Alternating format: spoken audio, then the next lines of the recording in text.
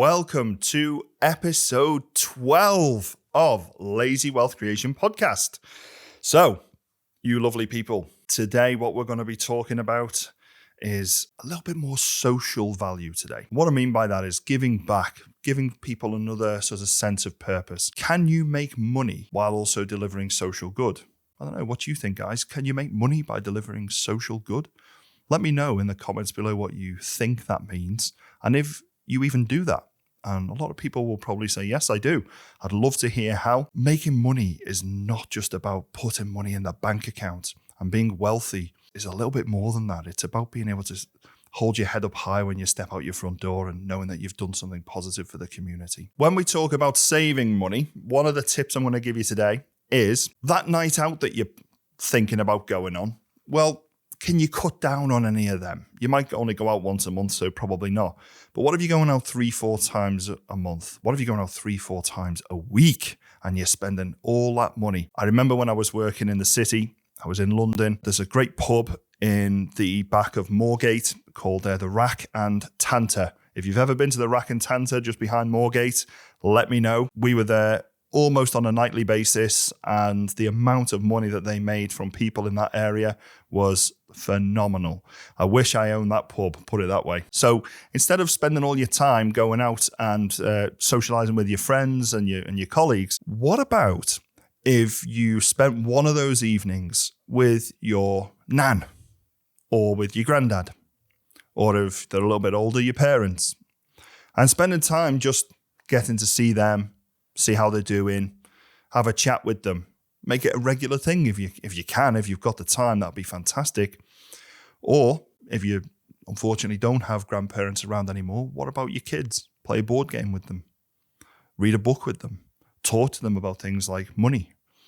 The game of Monopoly is probably one of the best games you can play with your kids.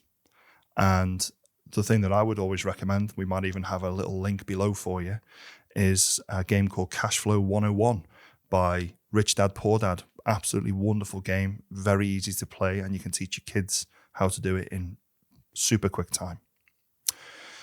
So that's how to save some money. What about how to make some money? As I've mentioned in one of our previous episodes, remember to download our back catalogue, I own and operate care service businesses. And one of the things that we provide as a service, which you can do without needing to be registered with any regulator like the CQC or the CIW like we are, is you can offer what we call companionship services. Now, that might sound a bit weird if you're not used to understanding the term companionship services. It sounds like something you'd read in the back of a magazine that you don't want your mum to find, but it's not that type of companionship, I can assure you. So, what I mean by companionship is literally somebody, a person, will pay for you to come to their home, sit with them, and just talk. Talk about stuff that they're interested in, talk about the football, talk about the golf, talk about the American football, talk about swimming. It does not matter. There's an organization called Age UK, and they are wildly reporting everywhere that one of the biggest concerns facing elderly people in the UK at the moment is loneliness. Can you imagine that, guys? Imagine your lovely nan who's got 4 children, who've each had 4 children, phoning up a charity because nobody's been to visit them. Maybe that's your nan, I don't know. Maybe it isn't. But we as an organization, we provide companionship services to people just like that. And although it is paid for, they do have to pay for that service. What that means is that their loneliness score, their loneliness factor reduces significantly because they look forward to our carers going in. And because they are paid for carers, they all have enhanced criminal background checks. They have management responsibility to us. They have ID badges and so on and so forth. But you don't need to do that. As a companion, you're not a carer, which means it's an unregulated activity. So you could offer the companionship services at an hourly rate, which is round about 20 to 30 pounds an hour, depending on whereabout in the UK or a field that you live. And this is something for our international audience now. For those of you that are tuning in India, in Bangladesh, in Sri Lanka, in Vietnam, you can still offer this service now. I know that you guys have a different culture to us in the UK, where you actually have your grandparents perhaps living in the same home as you. But there are other grandparents nearby who may not have that luxury. So think about those sorts of services for them as well. So what I mean by companionship, you go, you talk to them, you do a leaflet drop, or you can do a social media drop where it's somebody might say, my mum lives on her own. I'm based in Bristol and my mum lives in Liverpool. Can you please go in and check on her twice a week for 2 hours per visit? And we will pay you £30 an hour. So you got 120 quid that week for sitting with an elderly lady for 4 hours. And you get to actually learn a little bit as well. Because the thing I find interesting about my job is when I go and see our elderly clients, I'm literally listening to history. Let me say that again. I'm listening to history. The people that were there, the people that saw things that we have never experienced in this country. So I have loads of stories where, I went to this lady's house and I was making her a cheese sandwich, and she said to me, I'll have a cheese sandwich. I said, that's fine. I said, oh, but look, there's a bit of mold on the cheese, so I can't use that. And she said, oh, no, use it. We don't throw anything away here. We're war babies.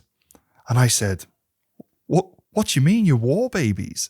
I said, well, we grew up with the Second World War going on. So, there was nothing available. So you used what you had. And if it wasn't there, you did without. That's fine. But anything there, nothing went to waste. Nothing. So this lady had kept that mentality her whole life. She's in her 90s now. Well, actually, she sadly passed away the other year. But she kept that mentality her whole life and she wasted nothing. I never, ever thought that I would meet somebody who had that mentality where it's just like, no, we waste nothing here. Because they didn't have stuff when they were growing up. They didn't throw things away. They didn't have recyclable goods because there was nothing to recycle. It all got reused. And that's a really interesting thing that I learned by offering companionship services. So not only are you able to get some money, which obviously, guys, we want you to get money, but you can also learn a little bit about your own culture, your own history, from the point of view of people who are actually there at the time, going through those experiences. And I tell you what, it really enriched my life, just learning from people who were actually there, telling me the experiences that they've had. And I really feel privileged that they shared it with me. So getting back onto that, make sure you spend some time with your own family rather than going out every day or every week. You can actually learn to monetize that just by listening to people, just by talking to them. And to be honest with you, you can make quite a bit of money just from doing that. Get some flyers designed on Fiverr, get some social media adverts out there, start talking to people and telling them what you do.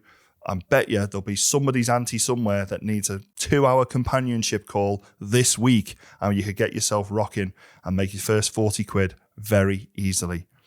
Hope that's been helpful, guys. I look forward to seeing you on the other side.